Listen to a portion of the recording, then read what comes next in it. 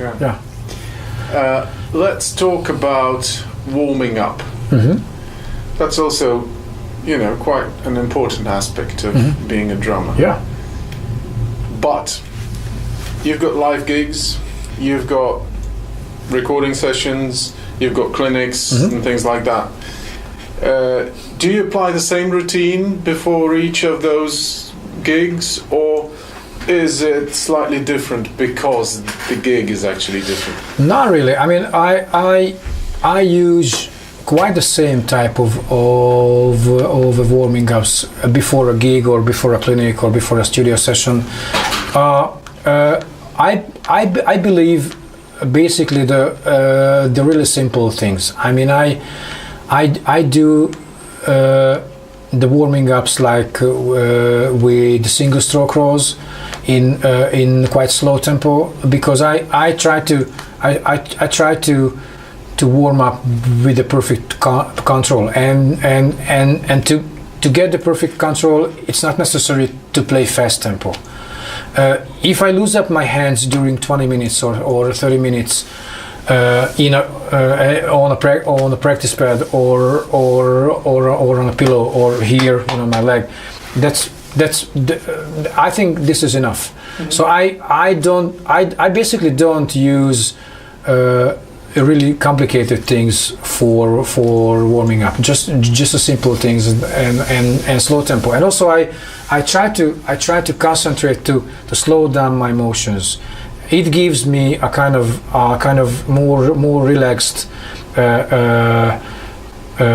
attitude for starting a clinic or a gig, because when we start to play, we are full with energy. We want to communicate something, and that could make a kind of bad effect for the first 20-30 minutes. So that's why I try to be more relaxed, deep breath, and just play slow things, not the fast things.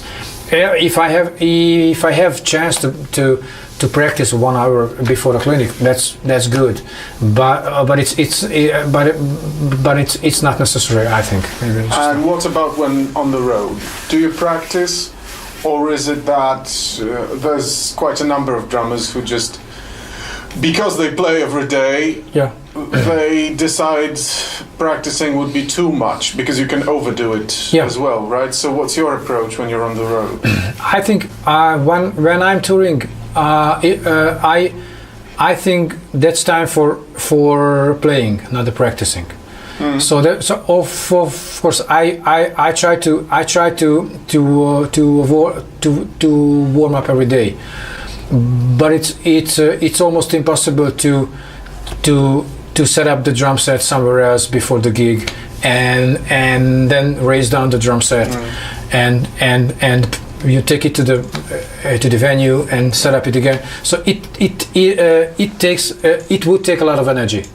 And I try to usually when I'm on the road, and I did, for example, the first gig, I just had an experience like what was the greatest moments of the gig, and what was the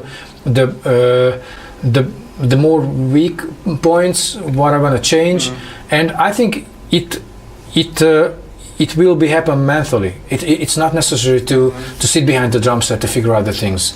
If I would need to sit behind the drum set, that would be a bigger problem, because if I had to figure out the things behind the drum set, maybe I don't know the tunes, or I don't know the repertoire, or the tempos are too fast or too slow or something. So that's why we have to be well prepared before a tour. And during the tour, I think we just have to play and not practicing, just to warm up and play. And then after the tour, of course, when I'm not touring, I had much more time to practice. I have some days off at home, and I can get into my practice room and lock the door and switch out the phone and just really focused on one thing what I want to develop. So true.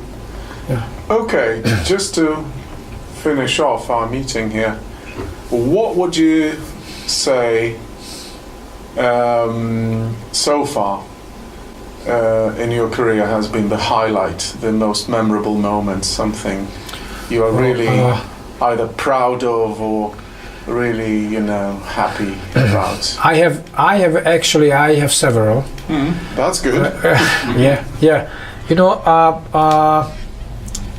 As I'm getting to be older and older, no, I'm young and handsome. No, just kidding. So, if I'm getting to be older, and I look back, I can find more and more beautiful moments, which seemed to be not that big, like 15 years before, because I was a kid.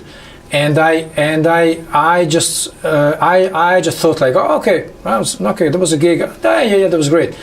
But if I remember back from today to that days, I can that was a bass player. That was I felt something, but I haven't felt since then.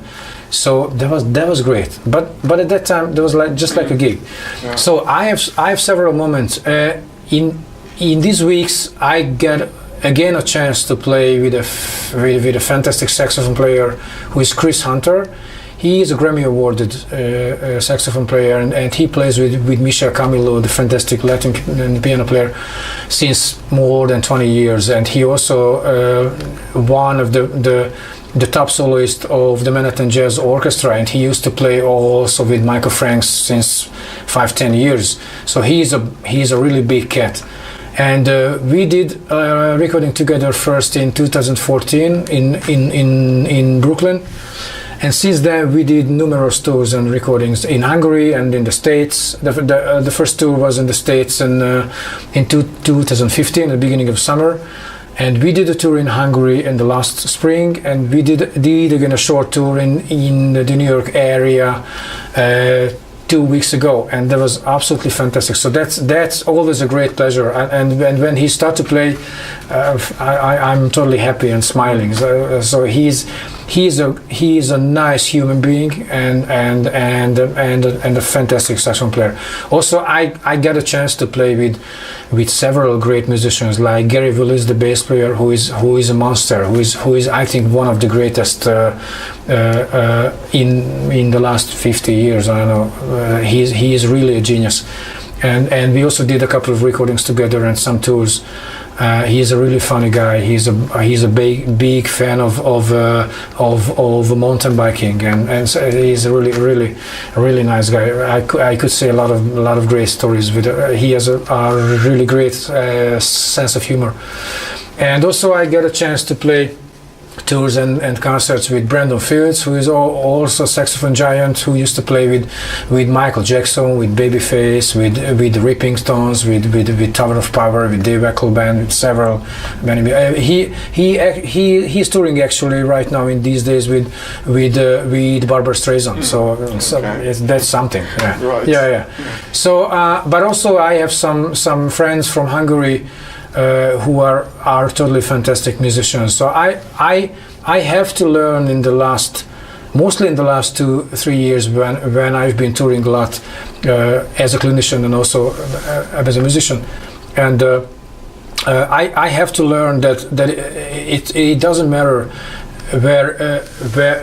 where you are. You can find anywhere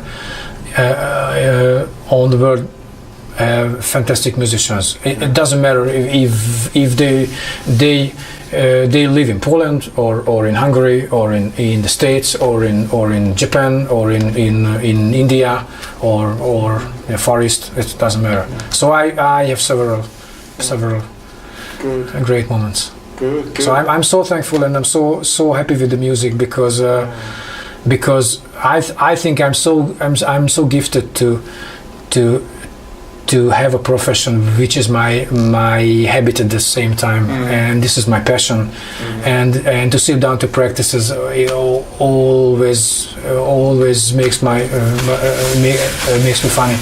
So yeah, that's, I think, the best way to sum up our conversation. I mean, the fact that your passion is your profession at the same time. Yeah, absolutely. Yeah, I wish that to everybody.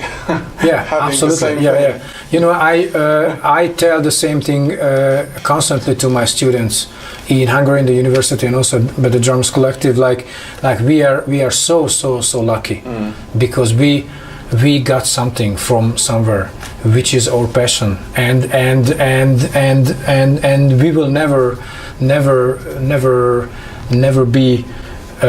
be sad if we sat behind the drum set and at least play something. You know, the practicing, it's sometimes boring. It's true. I sign. That's okay. But you know, for example, to practice a single stroke was during 4 hours on the floor tom. It's really boring. But